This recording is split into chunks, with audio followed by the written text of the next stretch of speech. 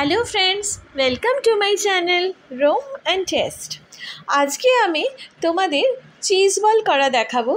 এই চিজ বলটা একদম ক্যাফের মতন হবে, যেরকম তোমরা ক্যাফেতে গিয়ে খাও। বাট ক্যাফেতে এক একটা চিজ বল 80 থেকে 90 রুপিস নেয়। বা এইখানে দেখো কত কম খরচে কত ভালো কত সুন্দর সুস্বাদু চিজ বল তৈরি হবে।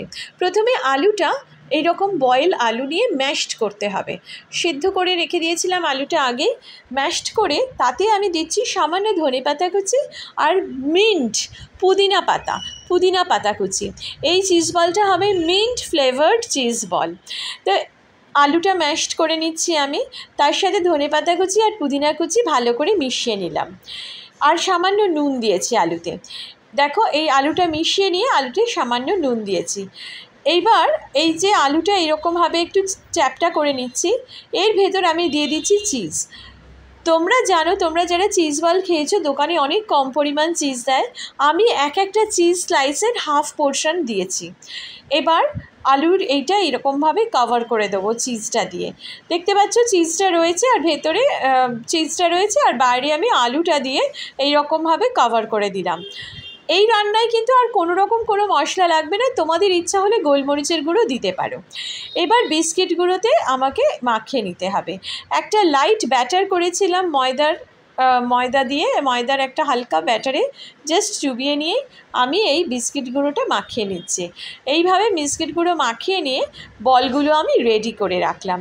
তোমরা এরকম বলগুলো আগে রেডিও করে রেখে দিতে পারো, তারপরে গেস্ট এলো কিংবা তোমাদের যখন বিকেলবেলায় খাবার ইচ্ছে হলো তোমরা ভেজে খেয়ে নিতে পারবে। বিস্কিট গুঁড়ো দেওয়ার ফলে খুব কম পরিমাণ তেল লাগবে। আর দেখতেই পাচ্ছ এই রান্নাটাতে সেরকম কোনো বেশি মশলা নেই, শুধুমাত্র সিদ্ধ আলু আর তার সাথে হচ্ছে চিজ আর ধনেপাতা কুচি সকলের বাড়িতে থাকে আর পুদিনা পাতা। এইটা দিলে দুর্দান্ত লাগে, পুদিনা পাতা না থাকলেও খুব ভালো হবে। আর এইবার আমি এটাকে ফ্রাই করে নিচ্ছি। দেখো ফ্রাইং প্যানে দিয়ে আমি এটা ফ্রাই করে নিচ্ছি। একদম গরম গরম তৈরি হয়ে গেল চিজ বল, যেটা তোমরা ক্যাফেতে অনেকটা দাম দিয়ে খাও, এইটাই তোমরা বাড়িতে অনেক কম দামে এবং খুবই ভালো হেলদি খাবার খেয়ে নিতে পারবে। তোমরা যদি ভিডিওটা ভালো লাগে তো অবশ্যই আমাকে সাপোর্ট করো, লাইক করো, সাবস্ক্রাইব করো, চ্যানেলটা শেয়ার করো। দেখো চিজ বল আমাদের রেডি। আর ভাজতে কিন্তু খুব কম সময় লাগে, যদি আগে থেকে এটা করে রাখা যায় তাহলে ভেজে একদম জাস্ট 5 মিনিটের মধ্যে সব কিছু রেডি হয়ে যাবে। বেশিক্ষণ ধরে কিন্তু ভাজবে না, এইটা জাস্ট ভাজতে 3 থেকে 4 মিনিট হাই ফ্লেমে ভেজে নিলেই ভাজা হয়ে যায়। চিজ বল রেডি হয়ে গেল। তোমাদের নিশ্চয়ই ভিডিওটা ভালো লাগবে আর তোমরা নিশ্চয়ই এইটা কিন্তু ট্রাই করবে, খেয়ে আমাকে কমেন্ট করে জানাবে তোমাদের কেমন লাগলো। দেখো আমি কাটছি, ভেতরে দেখো চিজটা কত সুন্দর দেখতে লাগে, দেখতে পাচ্ছ? তো এই হয়ে গেল চিজ বল।